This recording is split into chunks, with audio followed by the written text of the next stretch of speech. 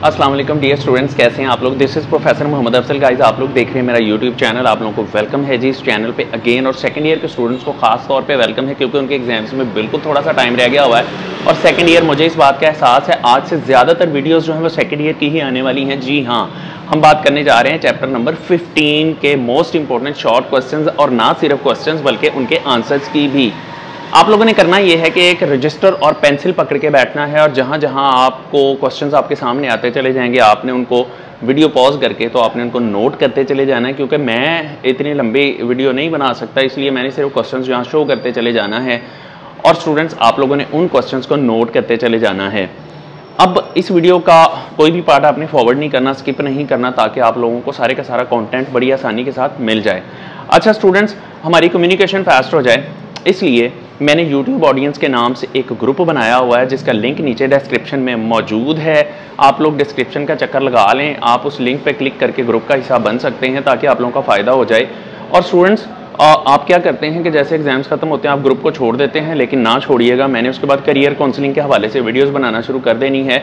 Exams के बाद मैं प्रैक्टिकल्स की तैयारी भी कराऊंगा और प्रैक्टिकल्स के बाद मैं आप लोगों को अपने अपने फील्ड्स भी बताऊंगा। मेडिकल के स्टूडेंट्स के लिए कौन कौन से फील्ड्स हैं और उनके लिए क्या करना पड़ेगा। मैं लाइव भी आऊँगा, लाइव का लिंक भी ग्रुप में आया करेगा। और उसके अलावा मैंने इंजीनियरिंग और बाकी सारे जो लोग लॉ में जाना चाहते हैं या जो लोग कैरियर की सर्च में हैं कि उनका कहीं पर एडमिशन नहीं हो रहा, वो मेरे साथ चैट कर सकते हैं। तो आपने ना एग्ज़ाम्स के बाद भी इस चैनल को ड्रॉप नहीं करना। आपने यूट्यूब ग्रुप जो यूट्यूब ऑडियंस वाला ग्रुप है उसको भी ड्रॉप नहीं करना।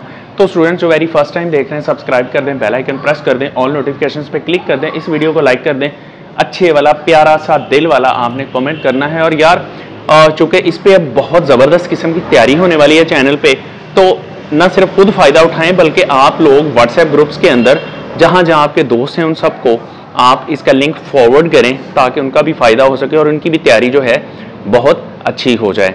तो स्टूडेंट्स अब हमने बेसिकली बात करनी है चैप्टर नंबर 15 की।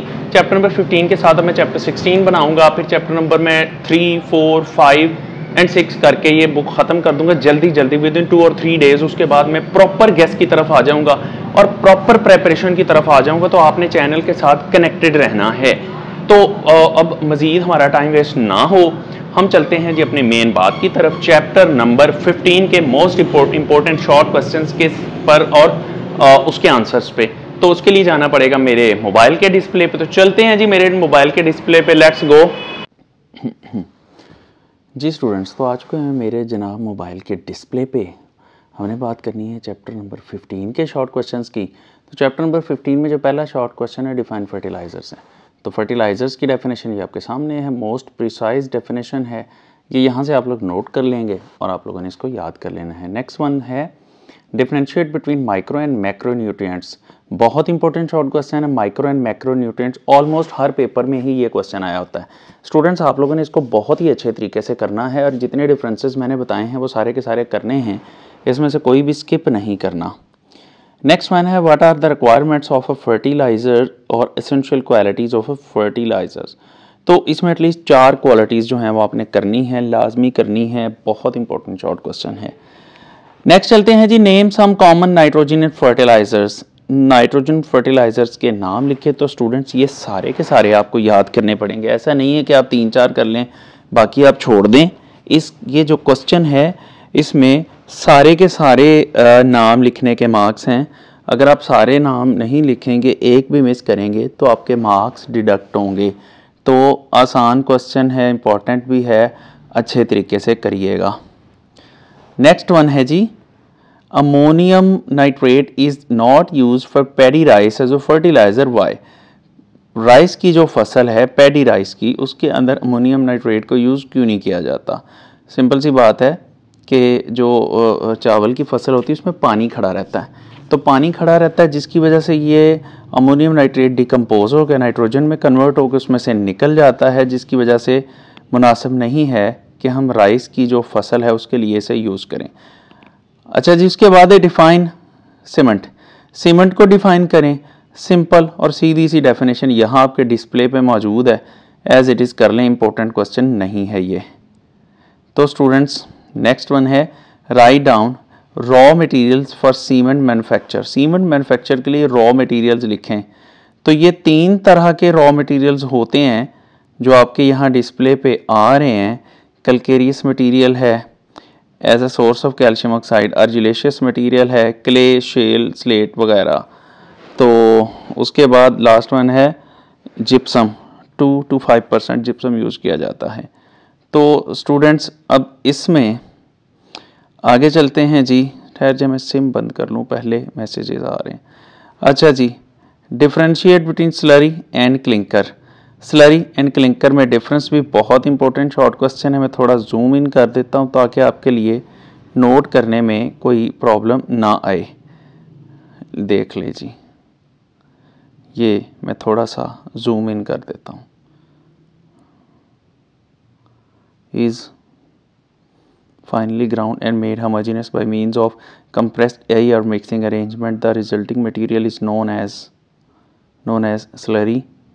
Clinker है the resulting product obtained from the kiln is known as cement clinker. This has the appearance of a greenish black or grey colored balls of varying in size from nuts to peas.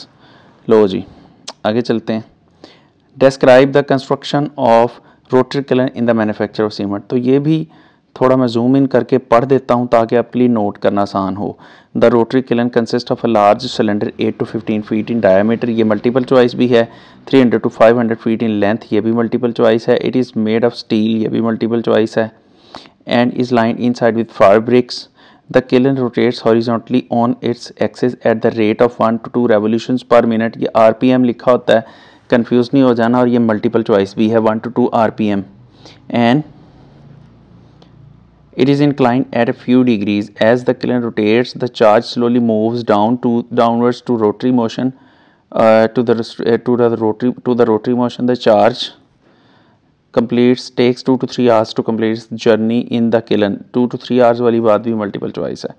ये answer आपके सामने है। Next जो question है, give names of temperature ranges of heating zones of all parts of rotary kiln. तो ये heating Jones हैं मुख्तलिफ, ये सारे के सारे MCQs भी हैं, अच्छे तरीके से याद कर लीजिएगा। आगे चलते हैं डिफाइन सेटिंग। तो ये छोटे फॉन्ट में लिखा हुआ, मैं जूम इन कर देता हूँ। The time taken by Siemens to gain its full strength and durability after its application is called setting of cement or setting time of cement. Greater the setting time of cement, किधर गया? Greater the setting times of cement, greater will be the strength of cement during its preparation. 2% gypsum is added to delay the setting time of cement. ये 2% gypsum वाली बात भी multiple choice है और बहुत ही इंपॉर्टेंट मल्टीपल चॉइस है। Next one है what are woody and non woody raw materials for paper manufacture. ये सिंपल हैं, जूम इन मैंने कर दिया है, आपने इनका डिफरेंस जो है यहीं से कर लेना। ये सारे याद करिएगा और इंपॉर्टेंट शॉर्ट क्वेश्चन है। नेक्स्ट वन है जी, describe the structure of digester in the manufacture of pulp. ये भी इंपॉर्टेंट है जी, मैं पढ़ देता हूँ, छोटा फॉन्ट है, मैं जूम करके पढ़ देता हूँ। The digester use to prepare pulp is usually 10 metres in length and 2 metres in diameter. ये मल्टीपल चॉइस है जी, इसकी लेंथ और इसका diameter. It is made of steel and wrought iron. This is main unit if the process है ना, if the process नहीं है। The cooking liquor is sodium sulfide buffer with NaOH to maintain its pH 7 to 9. इसकी pH 7 to 9 होती। It's a multiple choice. The digester is closed carefully. उसको carefully close किया जाता है। It is revolved at 2.5 RPM. ये भी multiple choice and temperature of 160 to 180 degrees. ये भी MCQ है। The digester takes 45 minutes to attain the desired temperature, after which it gets switch off automatically and pressure is released. लो जी, ये short question अच्छे तरीके से कर लें। नेक्स्ट वन है describe the process of bleaching pulp. ये भी इंपॉर्टेंट क्वेश्चन है, मैं पढ़ देता हूँ जी, फ़ॉन्ट थोड़ा छोटा है, मैं जूम इन करके पढ़ देता हूँ। In Pakistan bleaching is done with chlorine और सोडियम हाइपोक्लोराइड। ये बहुत इंपॉर्टेंट मल्टीपल चॉइस है कि ब्लीचिंग एजेंट्स कौन से होते हैं, क्लोरीन और sodium hypochloride. Then chlorine reacts very rapidly with pulp and most of it is consumed within a few minutes. The correct dosage is very important, and even chlorine is needed to achieve required brightness. After chlorination, pulp is washed with hot water at 60 degrees, ये multiple choice है, and is sent to the storage. Next one है, मैं आ गया, इसको छोड़ें। अच्छा students, ये questions आपके पूरे हो गए हुए हैं, तो अब अच्छे तरीके से करें। और ये जो है वीडियोस आगे मैंने जल्दी सारे चैप्टर कंप्लीट करके केमिस्ट्री के मज़ीद गैस और पेयरिंग स्कीम को डिस्कस करना है।